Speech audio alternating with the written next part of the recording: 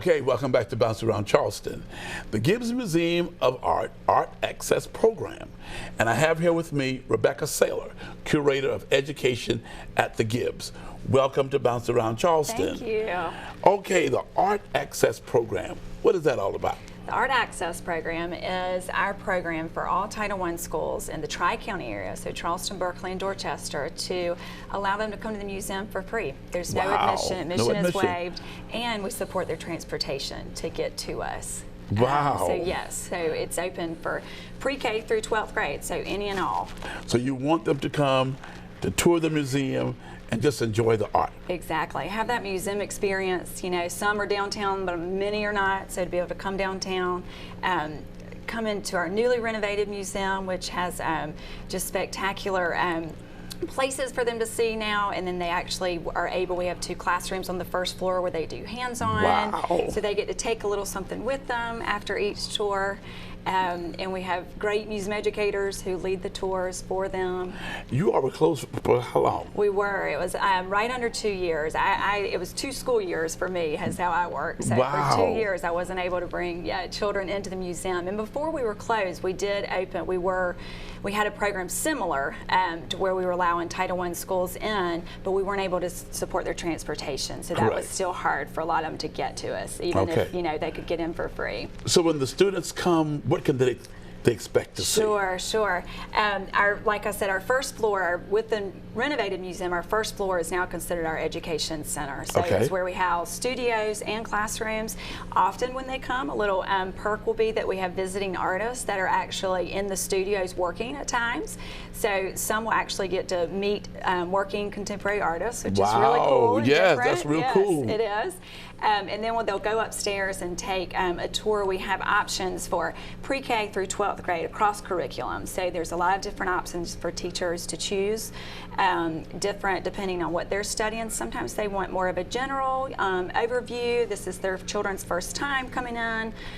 So they tend to sometimes look to us, to say, okay, I have this group, here's what we're studying, what do you recommend? And then some teachers know exactly what they want when they come. We offer teachers to certainly come in advance too, to look around and have that opinion, certainly, because so they can have it all set up in their minds. Exactly.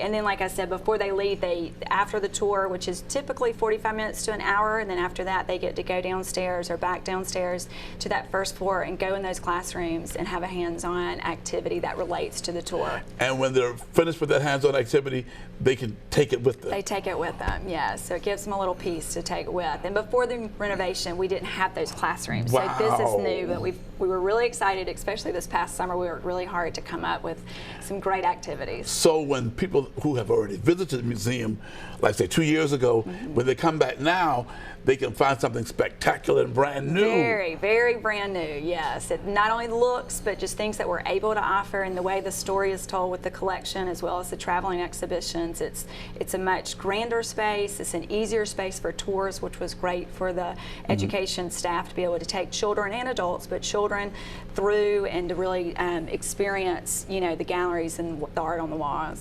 As the curator of education, throughout the day, what is your role? Sure. Well, as any nonprofit, we wear many hats. My favorite part of my job is certainly what we do offer, and we do offer this is our biggest, of course, in museum-based program is bringing the children in. Wow. But we do also do outreach, and we're in the schools, and again, always working toward grants and funding, so we can also take our talented teaching artists and museum educators out into the classroom as well. So I oversee those programs, and then I oversee, we offer classes for all ages, so I oversee those as well in the studios and classrooms. And basically, you want them to bring the students to the museum. Absolutely. Because it's a wonderful teaching tool. It is. The arts are, and some people are not comfortable, or they think, I don't know how to do this. Well, we'll do it for you. That's what we always tell teachers. It's pretty often, it's actually usually not the art teachers that are bringing the students. It usually is the the history teacher, the English teacher, whatever, the general teacher for the elementary age that's bringing them in, and we can help. That's what we're there for. The Gibbs Museum of Art Access Program. Yes, sir. And you heard what Rebecca Saylor said. She wants you to bring your children. For more information, yes, you can contact directly me, Rebecca Saylor, at 722-2706, or go straight to our website and you'll see great information on the program and how to look over our tour selection there. Okay, Art Access Program at the Gibbs Art Museum. Hey, go. It's a wonderful place, brand new and ready to receive you.